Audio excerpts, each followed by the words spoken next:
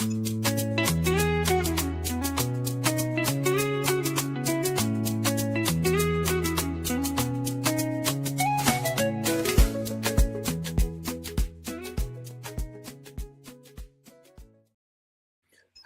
and welcome to Different Perspectives. I'm Paul Indiho in Washington.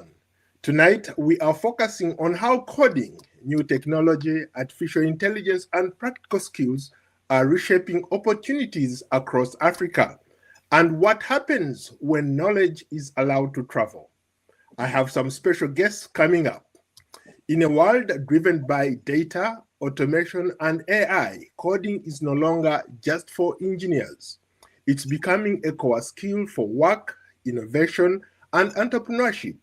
One organization working at the intersection is Coders Who Travel Incorporated, founded by Afia Owusu-Forfie to connect global expertise with underserved communities, especially women in Ghana and beyond. Joining me for this conversation are Afia Owusu-Forfie, founder and executive director of Coders Who Travel, Prince Boadu, program manager for supply chain data centers at Google, and Nabia Al-Hassan, a manager at Ernst & Young and co-instructor at Coders Who Travel Foundation. Ladies and gentlemen, welcome to Different Perspectives. Thank you. Thank you for having us, Paul.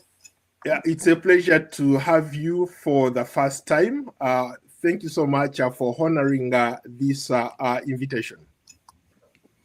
You're welcome. We do have a little bit of history, so I'm glad to be back on your platform. Thank you, thank you. And likewise, I'm excited to interact for the first time with Prince and Nabia. Thank you. Thank you. Together, we'll explore how coding, new technology, AI, and skills-based learning can unlock opportunity, fuel entrepreneurship, and reshape Africa's next generation of techies. I guess let's start with you, Afia. Maybe bring us up to speed.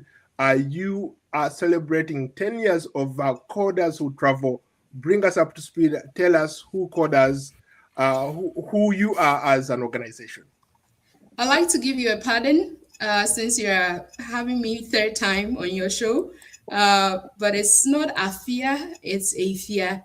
So it's like how you say Amy, but even though it starts with A. So it's Afia. No worries. Afia means I was born on Friday. I come from Ghana originally. I'm based in the United States currently. And in Ghana, there are tribes, and I come from the tribe of the Ahafos in the Akan group, which also includes tribes like Fanti and the Ashantis. So thank you for your question, but please reiterate again for me so I can answer your question, because I took a detour to make sure you pronounced Afia correctly. Okay, my apologies again, Afia. I wanted you to bring us up to speed. Tell us who you are as an organization. Okay, so Coders Who Travel Incorporated is a United States-based organization that has a 501c3 status from the Internal Revenue Services, with a mission to inspire and advance the careers of coders. Now, you mentioned we began, or I executed Women in Tech projects, but it's been evolving to where now we have women vetting men in their lives who are supporting them with their coding journeys and career coaching journeys. And so we now focus on women veterans, that is U.S. military personnel that are transitioning into civilian life. We also have done projects for high schoolers and college students across 4 institutions, including Catholic University of Ghana, Ghana's first university, Blue Cross University College, that have seen us embrace some fashion designers who are passionate about technology, as well as my alma mater, Wesley Girls High School, a very prestigious female boarding school established in 1836 by the wife of a Methodist minister, and the woman's name is Mrs. Harriet Wrigley. So our 190th celebration will happen next February at our speech and prize giving day, which is a standard.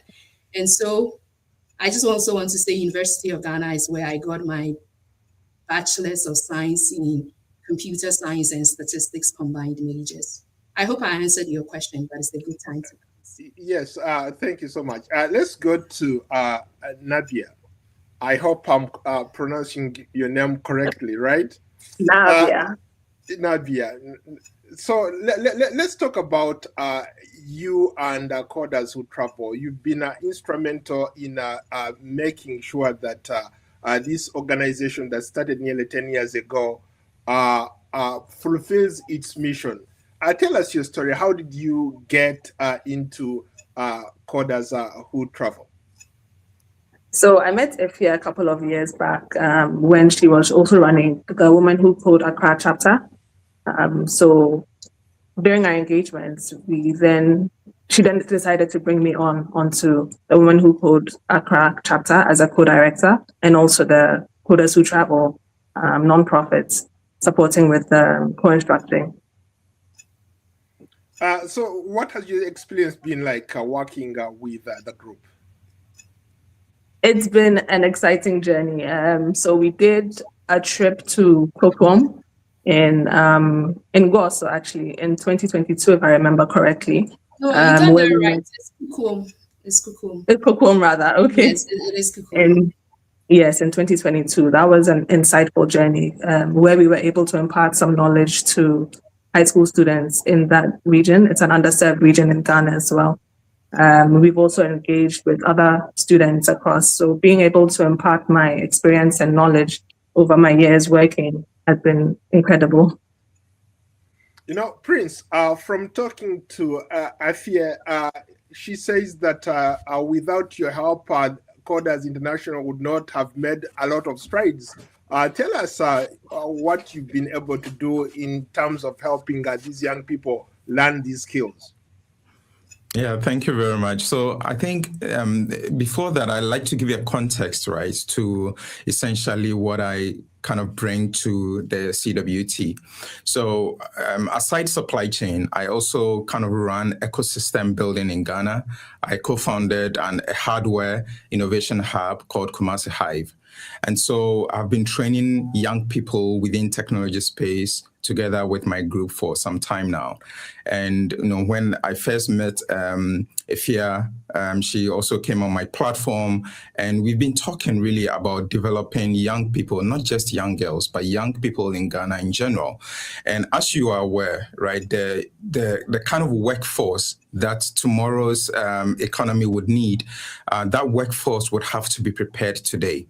And so personally, I've been helping Afia, for some of the programs to essentially train young people. Recently, we had an amazing time with some young students from Wesley Girls High School. We had a few of them from Catholic University. We had, some university students, and we trained them not just to kind of be capable today, but rather to be capable tomorrow as well. And how do we do this?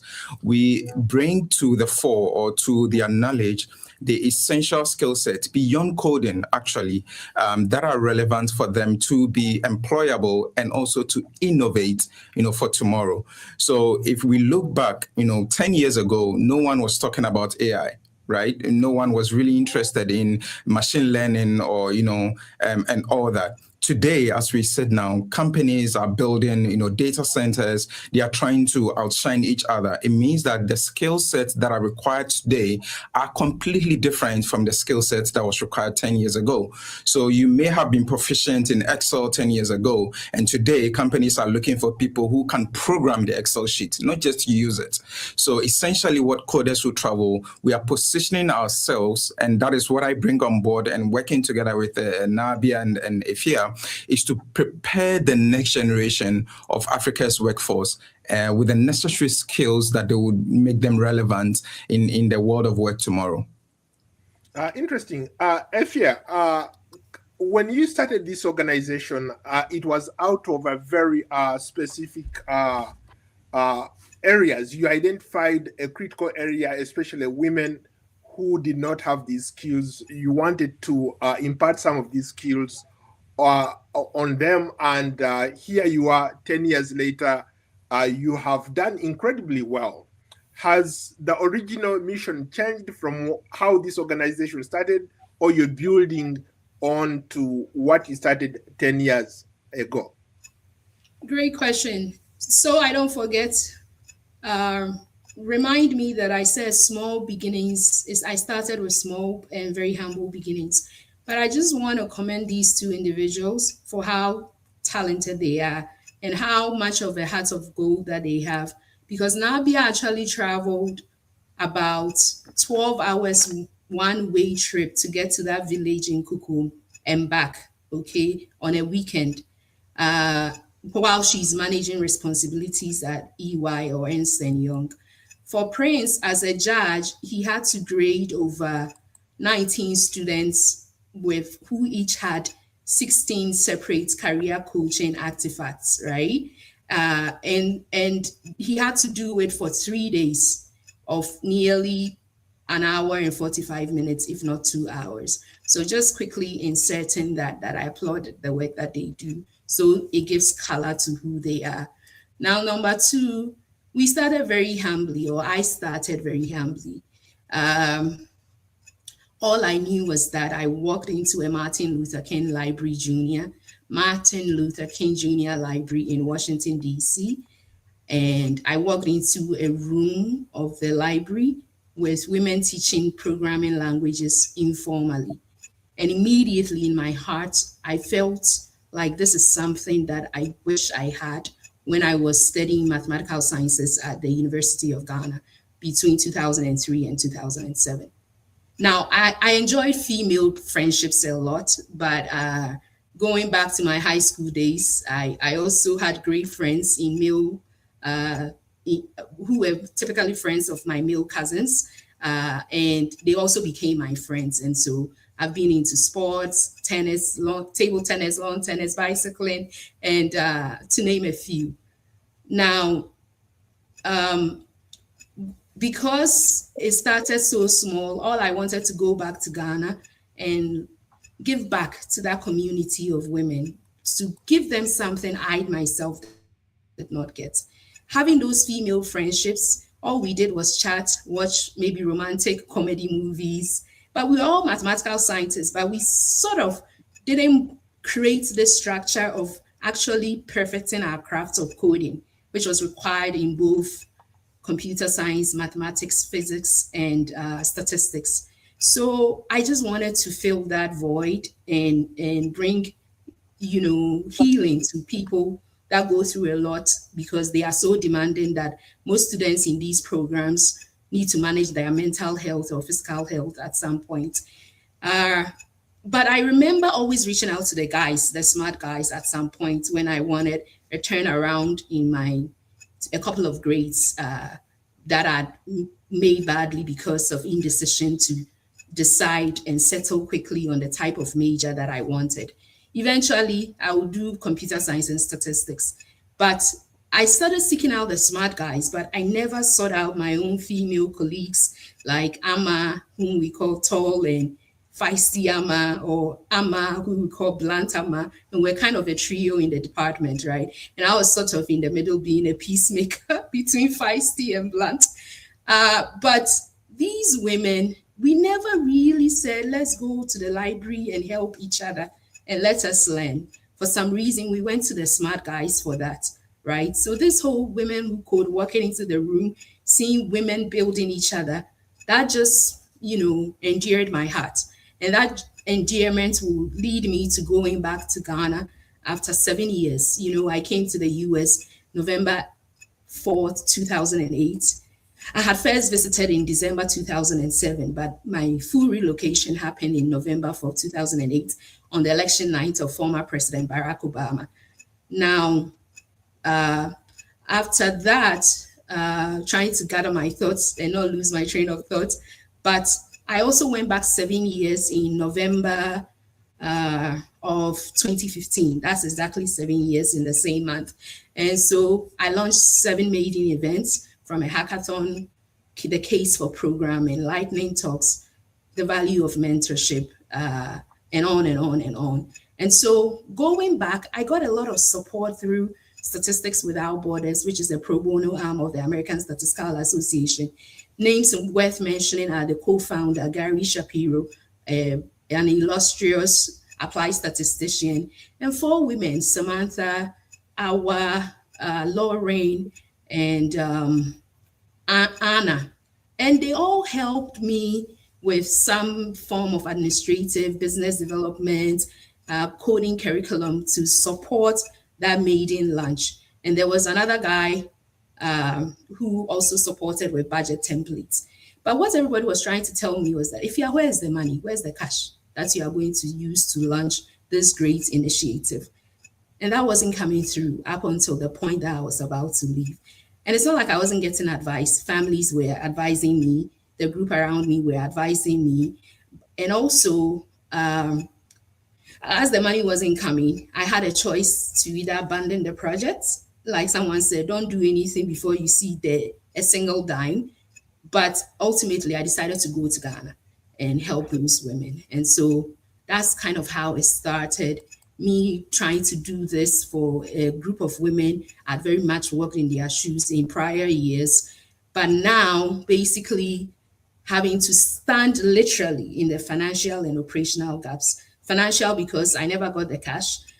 Operational because the culture in Africa in launching products, whether it be technology or data or AI, demands that we understand the cultural context, because you can't just assume, like me going to Africa or Ghana, that I'm going to get in-country sponsors to give me light snacks, room, internet, all for free on a regular basis, right? And so those were some standing in that financial and operational gap for close to 9 years and 9 months was really a balancing act of what was in my heart for the grievances I had versus the passion and the love that I have for the women. And so I know that was kind of long-winding, but I hope that sets the stage for the rest of our conversation today. Sure.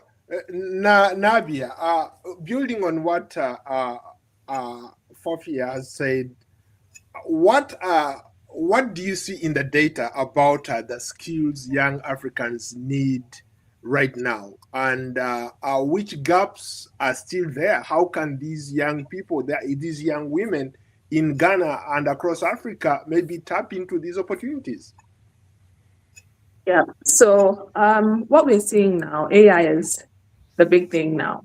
I think what most people maybe, there are different schools of thoughts around it from my perspective. Them being scared about it, taking over jobs, them saying its hype is going to go away very soon, so they don't want to invest to it. But once it's here, it's changing the way we are working. So ideally, we need to invest in the skills to use AI, to build AI, to be digitally effective to meet the markets and the needs that we are seeing right now. Prince, a couple of days ago, I was talking about people who are opposed to data centers. And from what I see, you are managing these data centers from a global tech and supply chain perspective. How important are these digital tools? And in today's workforce, how can people utilize maybe those data centers, whether it's in Ghana or anywhere in Africa, to make a living? Yeah. So, that's a very important question, right? So I see things from a supply chain point of view, right? So this is, I'll allude to a very simple analogy, right? It's like saying that you want to improve the transportation system in a city without building roads. It's impossible, right? In the same vein, we cannot make all the noise and hubbub about machine learning and artificial intelligence without data centers. Actually, all along, we've been using data centers.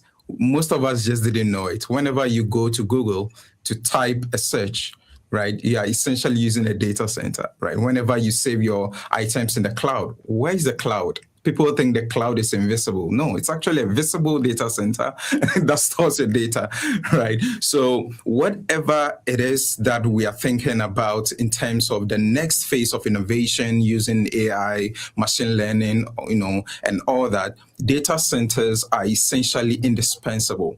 Now, the question is, how do we take advantage of this? Now, whenever we look at artificial intelligence, most of us look at it from the front end, right? So we are looking for programmers, we are looking for coders.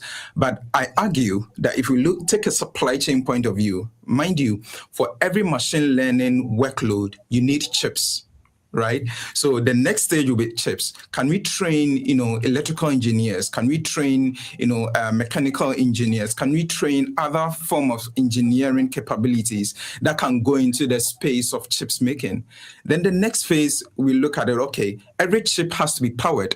So we need power. So can we train, again, some electrical engineers? Can we train materials engineers, for example, in Ghana or in Africa, to be able to go into that space of power generation? These days, we have other sources of power, right? So it could be hydro, it could be solar, it could be any other form of sustainable energy generation. Mind you that data centers consume a lot of energy. Some consume as much as sometimes 10 million homes, would consume, right? So we need to train the next generation of Africa's youth also in that regard.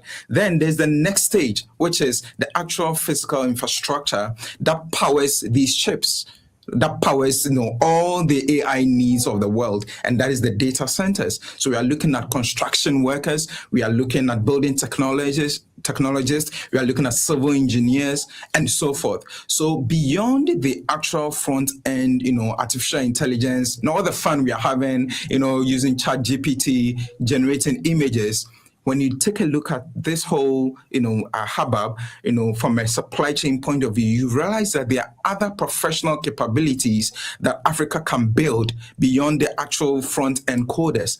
And for me, that's what I'm really passionate about. And that's what I think, CWT, we are trying to do essentially to give these young people other perspectives rather than, the usual narrative that we have in the newspapers and all the platforms that we see.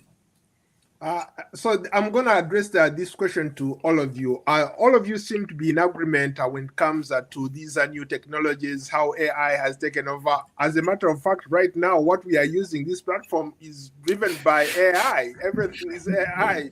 So how are these young people, especially in Africa, in Ghana, where you guys are from, taking advantage of these tools? Because we cannot afford to remain behind. We cannot afford to sit back and let the rest of the world use these tools when we are not there. We have to be physically present, not just there, but also apply them to maybe to do jobs, to create a living for ourselves.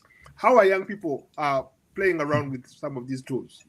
Can I start, if that's okay, Afia and Nabia? Yes. So I'll give you an example. Like for the last event that we've had, we just ended a few days ago. One of the high school students, I was blown away, has actually built a calendar app by herself. She has built all the needed APIs, right? She has essentially coded the calendar by herself, and she's using. And this a teenager in high school. When I was in high school, I'm not sure I'd even used a laptop before. Right, the first time I owned a laptop was in second year of my undergrad. That's when I had access to a laptop. And what Coders Who Travel are doing, and most of the students who are in high school that we actually trained, some of them are already coding in R, some of them are already coding in C++. These are high school students in robotics. Some of them are into mechatronics. Like, they are actually building stuff. Of course, they are essentially the miniaturized versions of what we are seeing in industry. But if a high school student is already building a calendar app, who knows, the next Calendly CEO, Calendly is a multi-billion-dollar company. The next Calendly that we are going to have might come from one of them, right? We are talking about robotics, essentially these days. more than 80% of the students that we talked to in Wesley Girls High School were in the robotics club. Some of them have won national awards, have met the president of Ghana. Some of them have gone on international robotics competitions and have won or have placed in some position or the other. So essentially, what we are discussing here, these are not fantasies. They are actually happening. And we saw them a few days ago with some of our students in Wesley Girls High School and in Blue Crest High School as well. So I'll leave it to my other panelists. Yeah, it's Blue Crest University College. And thank you so much, Prince. That's my alma mater, by the way, 190 years old next year. It was a blessing to have that privilege of going to that school. So that I go in a different lane than Prince just touched on with Wesley Girls and his observations. I want to talk about the Blue Crest University College ladies who are fashion designers, and they are combining technology, and some of them were using AI to help because we require blogs as one of the 6 artifacts from their career coaching portfolio. So we train them to create resumes, LinkedIn profile, cover letter, mind map, and etc. 6 of them. So blogs are what they wrote, what's in their heart.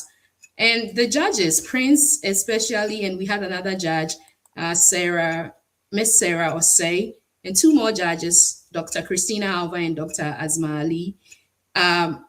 They were giving feedback like, hey, when you use the AI, make sure you own it. And I was like, how are you guys telling the difference? And they were like, that's why we are judges. So let Afia move on. I have a team. If you beat me with AI, my team will get you. So that's public service announcement. But yeah, I just touched that the fashionistas are leveraging technology and they understand the AI enough.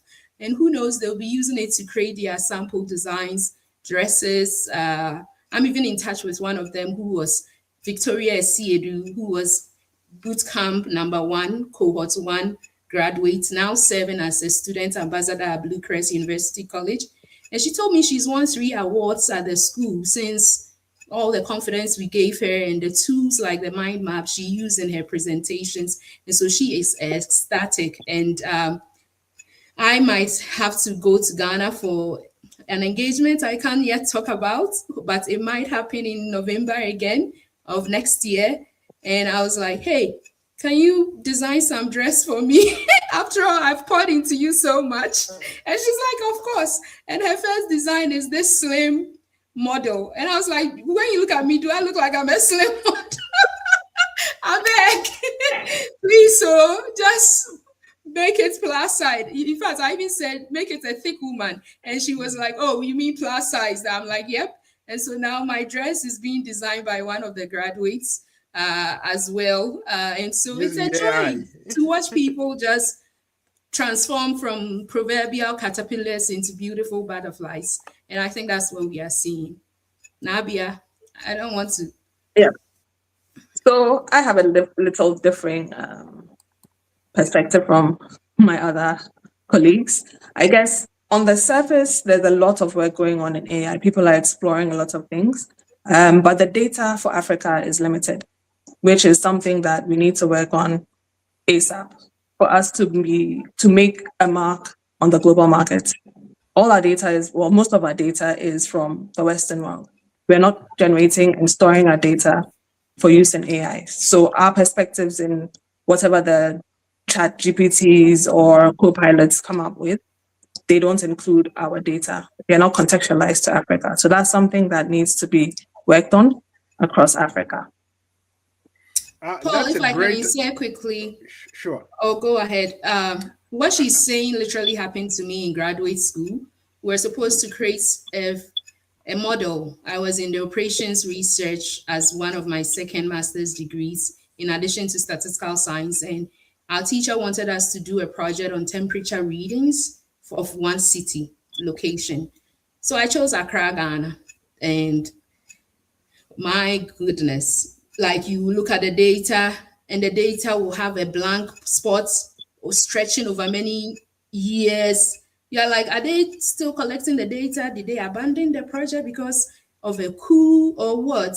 Now, by the way, I'm not saying Africa is rife with only coups, because we are from Ghana and we've not had any coups since, I guess, the late 70s. They can correct me if I got that right. 80s. So, yeah, I remember back in school, coups will happen somewhere and people ask me, what do I know about that? And I'm like, that's a height of ignorance. Africa is just different countries, like, North America is like Canada is separate from the US. So, not to digress, my model also came up flat with the temperature readings, which was interesting because we have a great weather over there, whereas people's in various locations were having spikes and up and downs. That was so, she mentioning that comment, Nabia bringing that point, it's really real.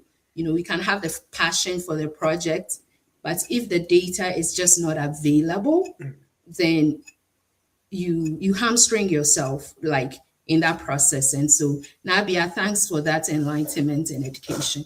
Very powerful. Staying on course, maybe let's get a little bit more perspective on this data thing. I've been doing a lot of coverage for Africa, talking to a lot of people. I've traveled extensively across the continent. The one observation that I've seen or I've made is that when it comes to data collection, we still lag behind. It doesn't matter which country. In some cases, people still use a pen and a piece of paper. They stack it in a shelf, rats eat it, and that data is lost. So what is it going to take for Africans or people in Ghana to harness this? Some people call it the new gold. Everybody, every country, when you look at how these big tech companies here are massively investing in data centers. There is a place here in Virginia. There are 3 counties in Northern Virginia called Loudoun County, Prince William County, and Fairfax County. They have these massive data centers. Like, they stretch miles and miles of data centers. So for them, they're seeing value in these data centers. How come that we haven't seen that value? I will take it if that's fine. I feel like I have to because I've been a lead scientist focusing on data. I've been a senior consultant focusing on strategy and analytics. So, not to overly set expectations, but I feel like I should take it. So you've described a world that is like gold, right? Another analogy is like it's like oil. And then another analogy is like it's like a well flowing with living waters. If we pull in from the Bible, when Jesus was speaking to that Samaritan woman, he said, if you knew who was asking you for this water and for a drink, you will instead not be, parading me with not too relevant questions, but you ask me for rivers of the living water. And it's out of that conversation that she becomes an evangelist for her own community. Now, data is like the fuel in a car. It's like the oil. It's like the well. And it's like what was the other analogy I used? The gold. That's what you use. Without the necessary preparations, like whatever comes out is garbage in and garbage out. It's a very fundamental principle in computer science. And so you want to make sure the data is well prepared, right? And so you highlighting some of the observations on the continent, we can't just use patchy data with missing values, incomplete data to just get to AI, and it's not Africans who are, I don't want to call it an AI hub because AI has been around for a very long time. The interest about it goes up and down depending on market forces and who is investing in it or who is speaking into it, like any commodity, right? But when I'm sorry, I'm losing my train of thought, but bear with me. So because it's oil and gas, if you don't spend much time doing the hard work of tilling the garden or, using the bulldozers to get to the gold, then, it defeats the purpose. Now, the reason why I said I want to toe the line of it's not a hype because it's been around for a long time is Sometimes, honestly, I feel like maybe people are being a little overzealous right now, because it's real, it's here. We are not taking that out. But will they solve all the challenges that we face? I don't think so.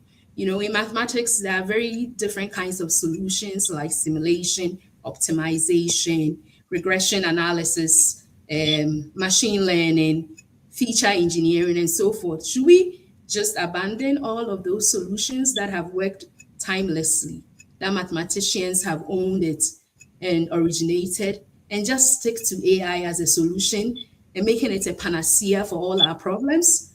I am not on that side of that debate. I think like we should take our time. Now, when I'm looking for jobs these days, I see people saying they want a data scientist, machine learning slash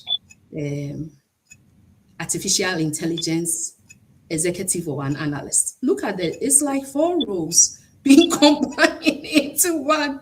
Like the ambition of the role, it clearly shows that either some people don't really realize that the bulldozer needed to excavate and get to the oil or the diamonds is very much required a separate project in its own lane.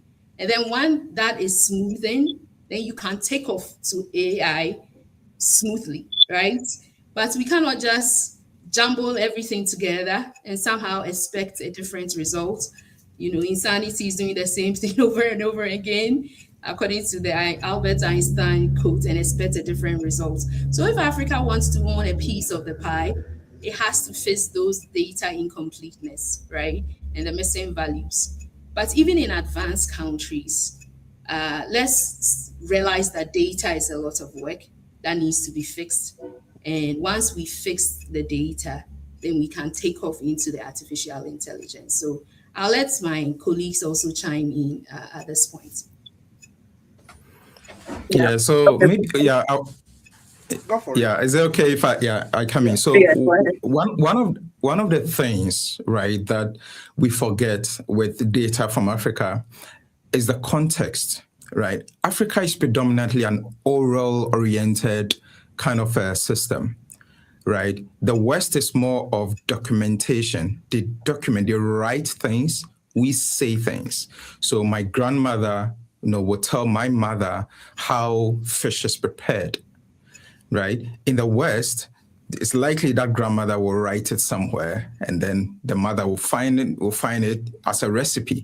So we are more of an oral kind of society. So you have a lot of tacit knowledge that is sitting in people's minds, which is expressed orally and not necessarily in a written form. Now we have these apps that are more text-based apps. So you realize that the apps themselves that are being developed are developed with the context of the West. So if we take, there's a company in Ghana called Farmerline. They found this, that they essentially they built an app. Initially, they built a text SMS-based app that was essentially communicating with farmers on how to use, let's say, pesticides, insecticides, and so forth on their farms. It shows them they should use the correct quantities and all that. Initially, it was working, but they realized that most of the farmers in the rural communities did not have the ability to read or write. And so what did they do? They iterated and they built voice SMS in the language of the farmers.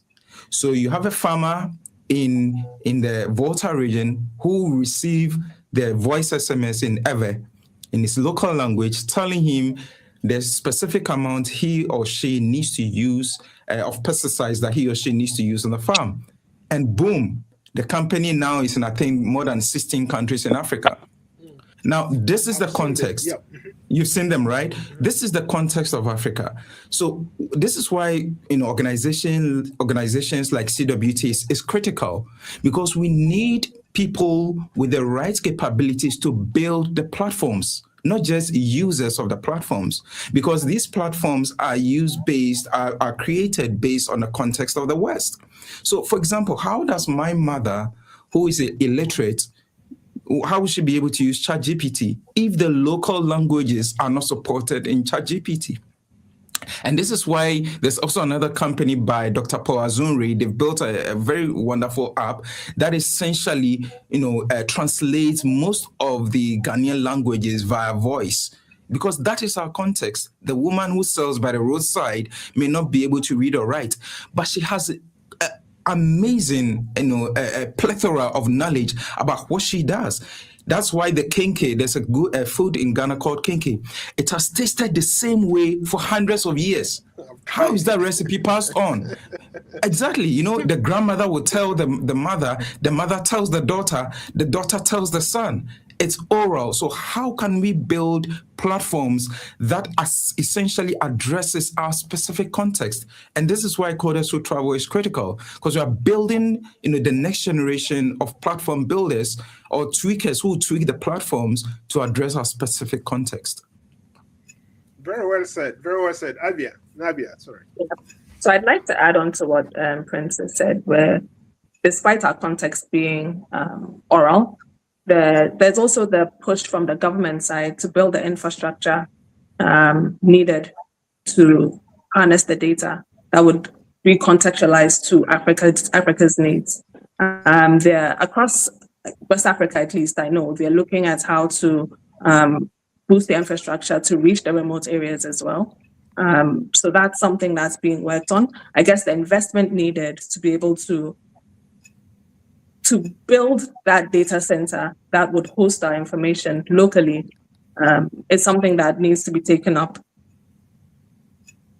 Yeah. Excellent thoughts, gentlemen. Great. Okay. So I was going to say that in the context of both of you talked about how context matters. In our particular case, we are a very oral-oriented kind of population or audience. But when you look at what's happening in the Western world, for example, I referenced these big, massive data centers that these tech companies are building in. It's not the lack of data. We have data, right? But maybe it's how it's collected, right?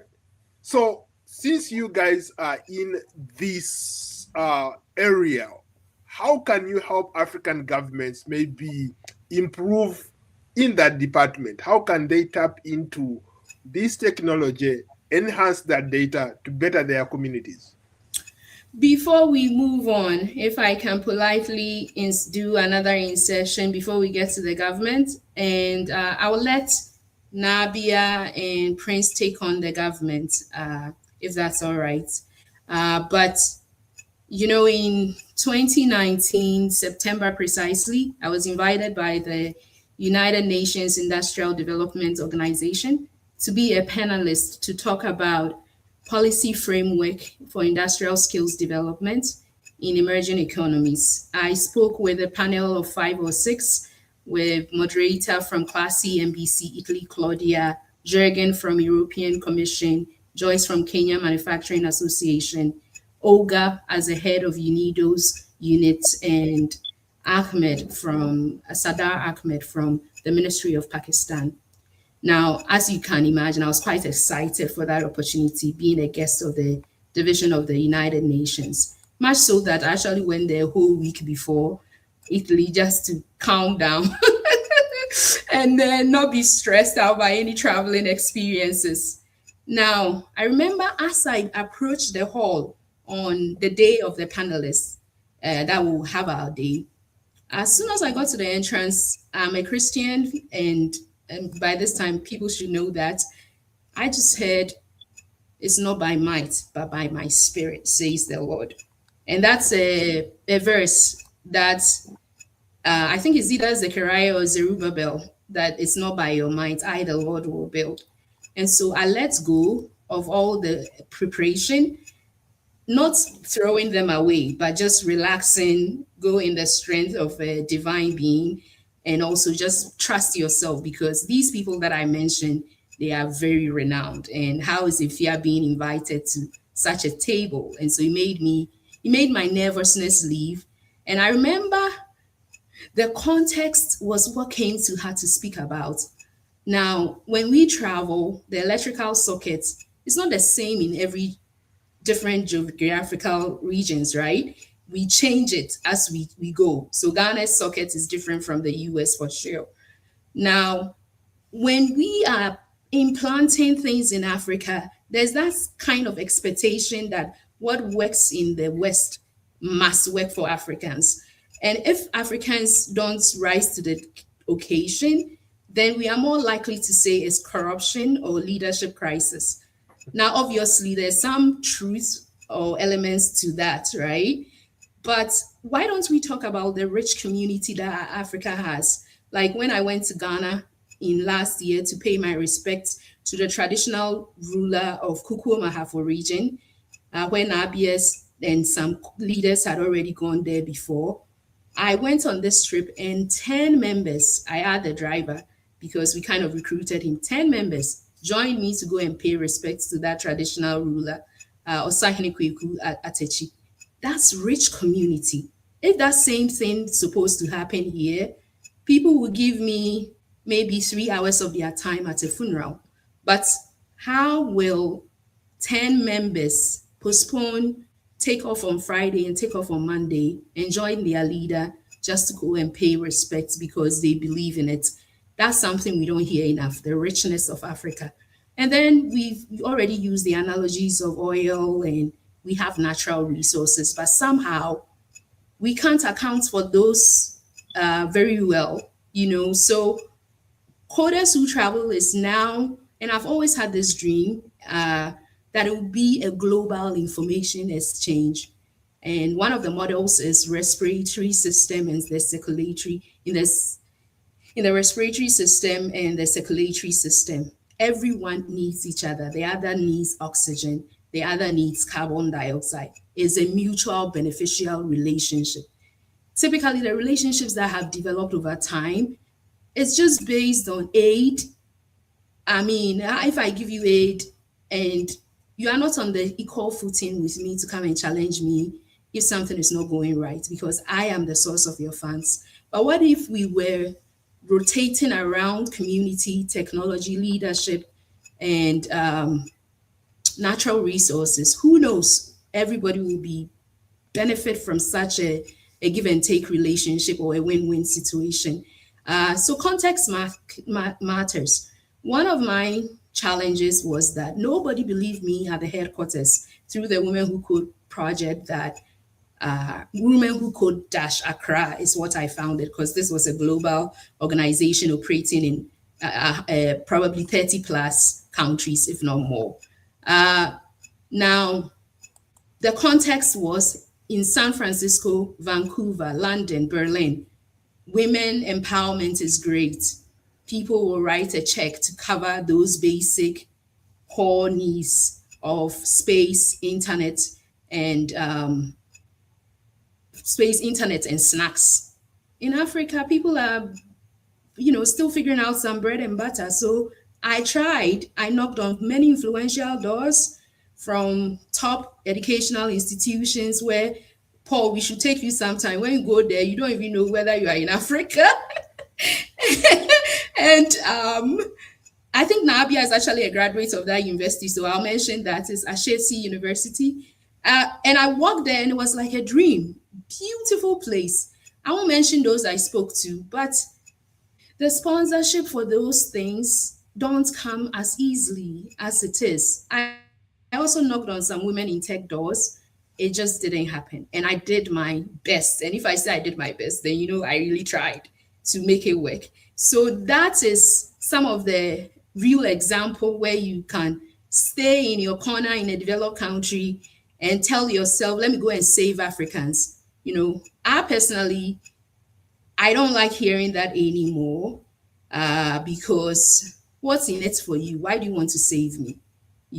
And maybe I don't need saving, because for me, the reason why I was able to carry the burden of that financial and operational gap and walk through that adversity of not receiving your funds after doing an excellent 7 series workshop was the love and the companionship and the beauty and the independence of those women that I interacted with them, and just how smart. They gave me something too of community that I was losing in my quest of assimilation. after you've come to an advanced country, sometimes you hear, even change your accent and those things. But that assimilation process, I realized that maybe I don't have to 100% assimilate. Maybe I can get to the middle and still enjoy what I got from Africa, which were the women who code Accra. I see you want to stop me, so I'll stop. No, I wanted us to cover a bit of ground, a couple more things, and we're almost running out of time. So try to make your answers very short. Okay. So you want to weigh in as well? Yeah. So adding to the context, what I guess the governments can do is learn from what has been done internationally, globally, and contextualize it to the African or to their locality, because even within Africa, the context differs across the countries. They should understand the journey that they want to take, do an assessment of where they are currently, the gaps that they have, and how to address them, what investments they'll take, where they'll get the resource fundings from, in order to build that infrastructure and also set up the policies and strategies that would accelerate the Africans and the global digital landscape. How about you, Prince? Yeah, so I think from my experience within the data center space, there's no government building data centers. It's private individuals, private companies. So what the governments do is they create the enabling business environment that makes sense to build a data center. So the data center that we are seeing, or data centers we are seeing all over Europe, are built by companies, hyperscalers. And what the governments do is they create the environment. Now, number one would be power.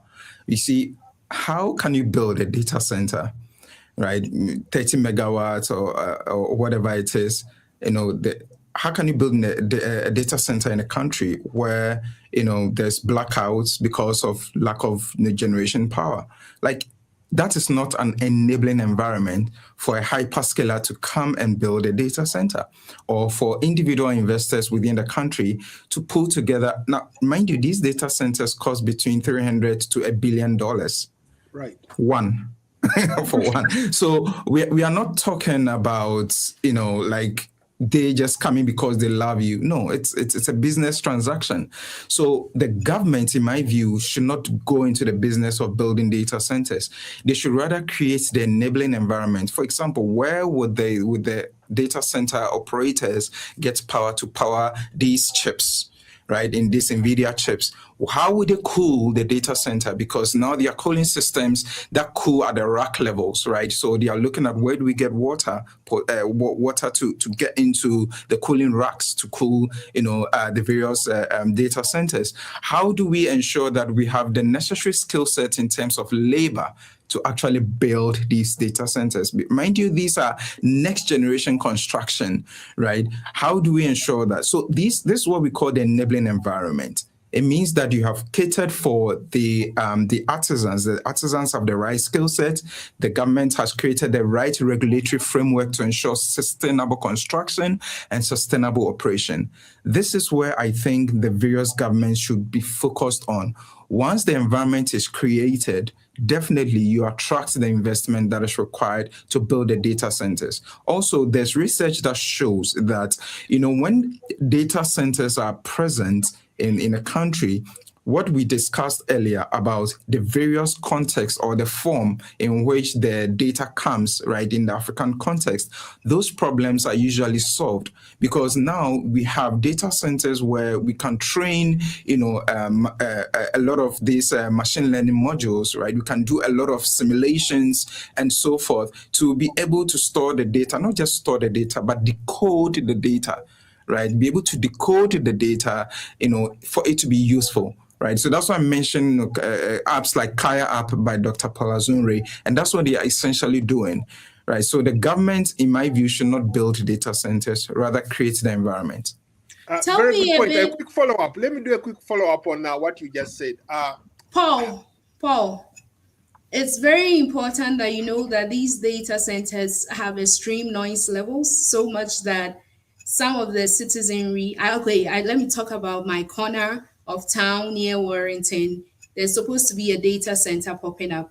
and the residents have been fighting it because they moved over from a big city to somewhere near suburban or rural. And so maybe Prince can educate us on the noise levels and why people fight it in their community. If he Before has Prince any- answers, I can add in maybe some kind of a question. I recently did a panel on data centers. I talked to two people opposed to data centers. One of them found himself, they never told them, they never came and sat down with them and told them that we're going to build a data center. Right now, as we speak, it's 100 feet. His front door is 100 feet from the back of the data center. They can't sleep at night. There is this noise, constant noise. Then you talked about electricity. They consume so much energy. The water, everybody is worried. Some of those concerns, if these data centers were to come in Africa, how can our governments, how can our people address those kinds of challenges? We are talking about a developed system here, an ecosystem that has been developed to accommodate these data centers, but residents are complaining, like you correctly said. Yeah, so again, let's come back to what the governments are supposed to do. Everything you've described, including what Afia mentioned, is a regulatory topic. It's a regulatory topic. You see, the thing with the business environment is businesses will do whatever you don't regulate or whatever you don't enforce by regulation. And that's been since Henry Ford's time to date. If you do not regulate and enforce a regulation, the businesses will test the limits of what they can do. So, for example, we talk about noise, we talk about the decibel levels of these. If we look, for example, let's start with the automobile. Automobile, as we know, gasoline or our internal combustion engines have been with us for all these years. Mind you, the pollution topics that we are seeing in recent years through the sustainability goals and everything, essentially did not come to completely eradicate the internal combustion engine. We still use it today. We've used it for so long, and now we are saying, how do we ensure that we reduce pollution? That's the same thing with data centers. You have to understand that you cannot have the kind of computing powers that we have today without data centers. The next question that comes is, what are the innovations in terms of the noise, in terms of power, and so forth, that can be implemented to ensure that, yes, we can still have data centers, but the regulation will say, okay, it has to be a certain kilometers from the nearest habitation, for example, right? And some countries, trust me, are enforcing this, like in Belgium. Like, you can't just build anything, any data center anywhere in Belgium or in Norway. It's not possible. It's not like it's not even thinkable. You can't even think about doing it. Why? Because that's why I'm saying that this is where the government's job comes in. You have regulators right from the sword cutting, right from the acquisition of the land. They are monitoring you. Every step you need to report to the regulator. Okay, we have done the demarcation. Okay, we've done the topography investigation. This is the water level. This is the proximity to the nearest habitation. They are monitoring everything. They will come on site and to ascertain the reports you have sent to them. That is the job of the government. So a lot of times we try to cede the work of the government to individual companies. Like, companies will always test the limits, and that's been the case. Or if you look at any industry, I've been in pharmaceutical industry before, and I can tell you this: they test the limits of the regulation if not enforced. So every time I talk about this, it's not just it's with factories, even factories that manufacture the food we eat. They still have high decibel levels. If you've been to any huge factory, you know this, or any Amazon warehouse, there's high decibel levels, there's high pollution in most of these factories. If you take even the oil industry, for example, there's huge pollution. The problem isn't with the abuse of a system. And that's where I think we make the mistake. We take an example of a company that's abusing the system and we generalize it that data centers are bad. That for me, it's not a deep analytical approach, right? So don't take an example of one who is abusing the system. Rather, take an example of what the government can do. Take an example of what government is doing elsewhere that's making it work, and then apply it to those who are abusing the system. So unfortunately, that's how businesses have been run for centuries. Businesses will test the limit of the regulation unless the government enforces it. We're almost out of time. I have like two quick questions. I want you guys to briefly touch on them. I wanted us to look at beyond employment. You're training these young people to acquire skills to gain employment. Beyond that, what can these maybe skills help these young people to do? I'll take that on. So I recently gave a lecture, and I'll try to be brief. I gave a lecture at Loyola University, Chicago, a dual lecture. And the second lecture focused on AI secrets for job searching. That was the first, and AI secrets for creating business marketing videos. There was a student in both classes. The first lecture, he was fine. Actually, the first lecture was creating a personal board of advisors, and I watched him be fine with that. And the second lecture combined AI secrets for job hunting and entrepreneurship in terms of marketing.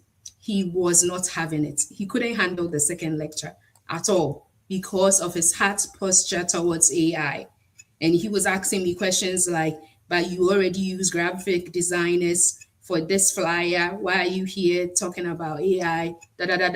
And then I was like, he doesn't like AI at all, And here I was having fun with AI, but still maintaining judgment to use graphic designers for my flyers if I feel like I have to deliver a top-notch flyer. You see what I'm saying? So what Prince is saying, the biases, don't be too biased. But in terms of where we are going, we want to put it, and this is a steal from one of the students during that awkward exchange between me and that student. And she was like, first, thank you for playing some of your instrumental music. We kind of needed that to relax everybody. Number two, I think AI will be like photography is when smartphones came. We had official photographers, but now everybody takes pictures and videos.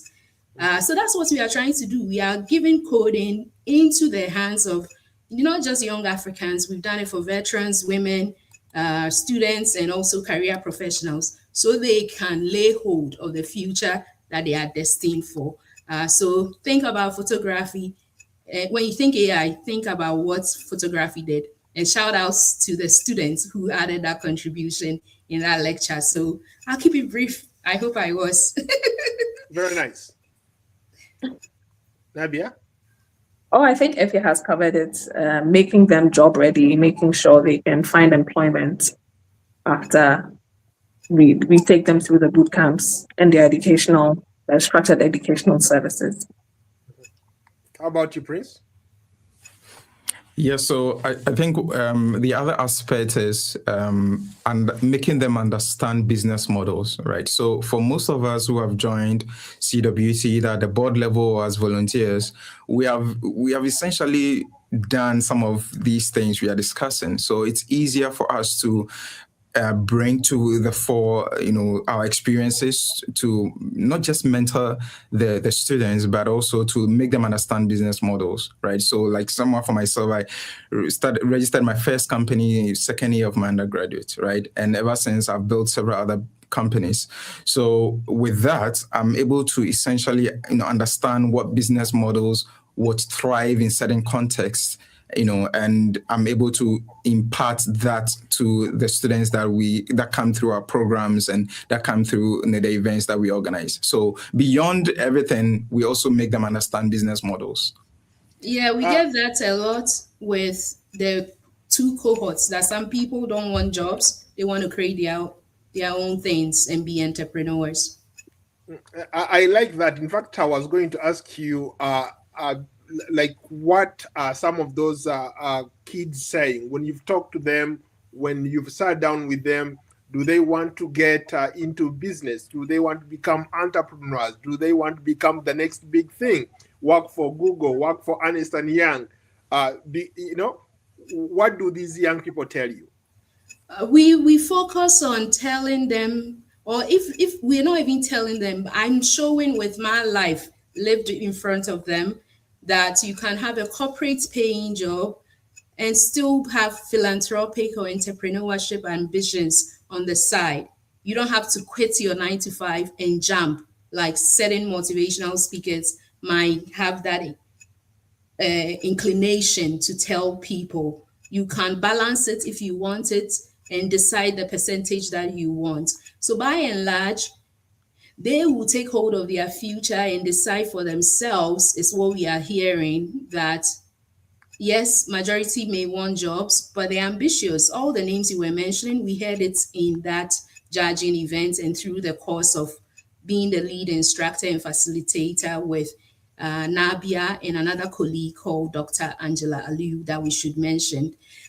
So we don't know how the future will be. We just know it will be miraculous. It will be like a well-lit sky with clouds or sunsets.